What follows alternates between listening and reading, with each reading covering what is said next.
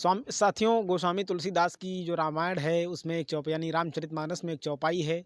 जिसके जो बोल हैं वो ये हैं कि प्रभु की कृपा भयो सब काजू, जन्म हमारा सुफल भाजू। तो जी हाँ साथियों, प्रधानमंत्री नरेंद्र मोदी के अंदर भी शायद कुछ ऐसा ही चल रहा है। और ऐसी खबर आ रही है कि प्रधानमंत्री नरेंद्र मोदी जब 22 जनवरी साल 2024 को, यानी कि इसी साल जब 22 जनवरी को प्रधानमंत्री नरेंद्र मोदी अयोध्या में भगवान श्री राम के भव्य मंदिर का उद्घाटन करेंगे, उस दिन वो निराहार यानी कि वो जो है व्रत रखकर, पूरा दिन व्रत रखकर भगवान श्री राम को के चरणों में खुद को समर्पित करेंगे और वो पूरा का पूरा दिन उपवास रहेंगे। तो जी हाँ साथियों, प्रधानमंत्री नरेंद्र मोदी ने भगवान श्री राम के मंदिर को ध्यान में रखते हुए बड़ा फैसला लिया है और उन्होंने ये तय किया है कि आने वाले समय में वो जो हैं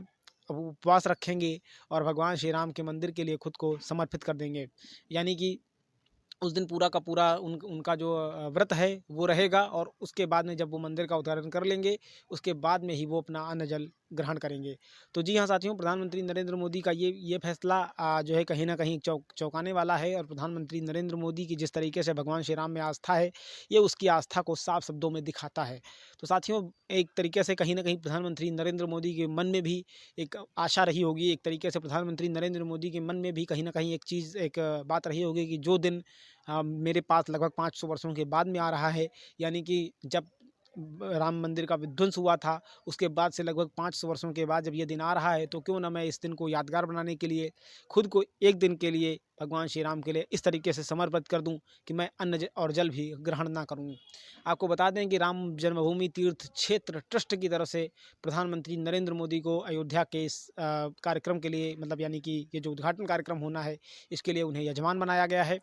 और प्रधानमंत्री नरेंद्र मोदी ही जो है इस मंदिर का उद्घाटन करेंगे।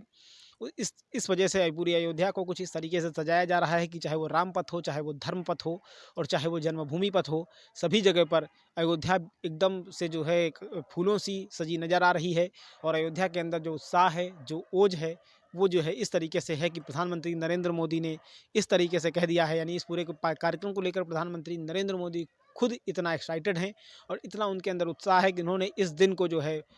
अ, दिवाली के रूप में मनाने के लिए कहा है। उन्होंने कहा है कि इस दिन पूरे देश में हमें दिवाली मनानी चाहिए और ऐसा प्रतीत होना चाहिए कि आज भगवान श्री राम के भव्य मंदिर का उद्घाटन नहीं हो रहा है, बल्कि एक बार पुनः दिवाली आ गई है। जिस तरीके से भगवान श्री राम जब त्रेता में जब उन्होंने मतलब जो है रावण का वध करके और माता सीता के साथ वो अयोध्या वापस आए थे और उन्होंने जिस तरीके से अयोध्या में वापसी की थी और इसके बाद में अयोध्या नगरी एकदम पूरी दिव्यता और भव्यता के साथ खिल उठी थी, वो सज गई थी अपने राम के स्वागत के लिए। तो कहीं न कहीं प्रधानमंत्री नरेंद्र मोदी के अंदर ये बात ज़रूर रही होगी कि वो जो है इस दिन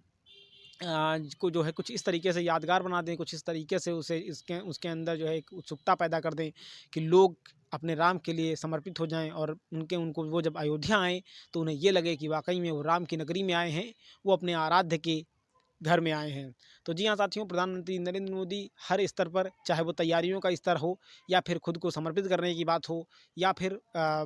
उसी इस मतलब भगवान श्री राम के दिव्य मंदिर की दिव्यता और भव्यता को निखारने की बात हो, हर स्तर से वो लगातार प्रयास कर रहे हैं और हर मोर्चे पर उनके साथ उत्तर प्रदेश के मुख्यमंत्री योगी आदित्यनाथ भी डटे हुए हैं। तो फिलहाल सभी जगह चारों तरफ में, यानी कि चारों दिशाओं में जो भी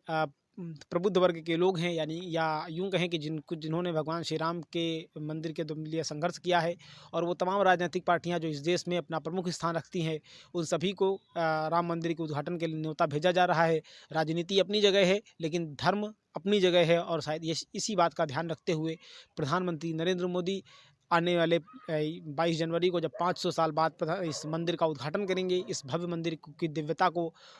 जो है जनता के लिए समर्पित कर देंगे, ताकि लोग उनके जो यानी कि जो राम भक्त हैं, जिन्होंने कार सेवा की हुई है और जिन्होंने अपने आप को बलिदान किया हुआ है, चाहे वो कोठारी बंधु हों या फिर वो कोई भी ऐसा कार सेवक रहा हो जिसने अब इस कार्य के लिए अपनी जानें दी हुई हों, निश्चित रूप से उसके लिए एक गौरव की बात रहेगी ये। और कहीं न कहीं इसके लिए प्रधानमंत्री नरेंद्र मोदी पूरी तत्परता के साथ काम कर रहे हैं। वो राम मंदिर को उसी दिव्यता और भव्यता के साथ स्थापित करने की कोशिश कर रहे हैं, जिससे कि वो जो है मंदिर मंदिर कम मतलब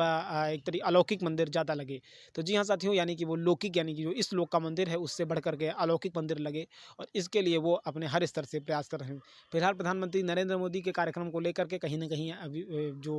सियासी बयान हैं उनसे भी विवादों की स्थिति आ रही है। प्रधानमंत्री नरेंद्र मोदी कितना ही व्रत रख करके और उपवास रख करके वो सारा का सारा दिन वो राम मंदिर के उद्घाटन के लिए उत्सुक हों, लेकिन इसके बाद भी राजनीति जो है वो अपना पीछा नहीं छोड़ रही है। राजनीति अपना काम कर रही है। उसको लेकर के उसमें उसमें कई जो साधु संत हैं वो भी प्रधानमंत्री नरेंद्र मोदी के का जो उद्घाटन कार्यक्रम है उसके खिलाफ हो गए हैं। ऐसे ही जो है जगन्नाथपुरी के जो पीठ यानी कि जो मठ के जो शंकराचार्य हैं उनका भी बयान आया है। वो बयान विवादित बताया जा रहा है, और उन्होंने अपने बयान में प्रधानमंत्री नरेंद्र मोदी द्वारा भगवान श्री राम के मंदिर उद्घाटन की आलोचना की हुई है, और उन्होंने कहा है कि क्या मैं वहाँ पर खड़े रह करके ताली बजाऊंगा, क्योंकि राज्य सत्ता हमेशा जो है धर्म सत्ता से नीचे रहती है। तो मुझे कहीं से भी ये कार्यक्रम उचित नहीं लग रहा है, और इस लिहाज से मैं इस कार्यक्रम में शामिल नहीं होऊंगा। और उन्होंने फिलहाल भगवान श्री राम के भव्य मंदिर के उद्घाटन का विरोध किया है। तो उधर कांग्रेस से भी इस भगवान श्री राम के मंदिर को लेकर के जो प्रधानमंत्री नरेंद्र मोदी के उद्घाटन कार्यक्रम को लेकर के कहीं ना कहीं विरोध के स्वर उठ रहे हैं। अब फिलहाल जो है एक बार तो रहती ही है कि मंदिर में जिसे भी यजमान बनाया जाता है वही मंदिर का उद्घाटन करता है। और इस बार राम जन्मभूमि तीर्थ क्षेत्र ट्रस्ट ने जो है वो प्रधानमंत्री नरेंद्र मोदी को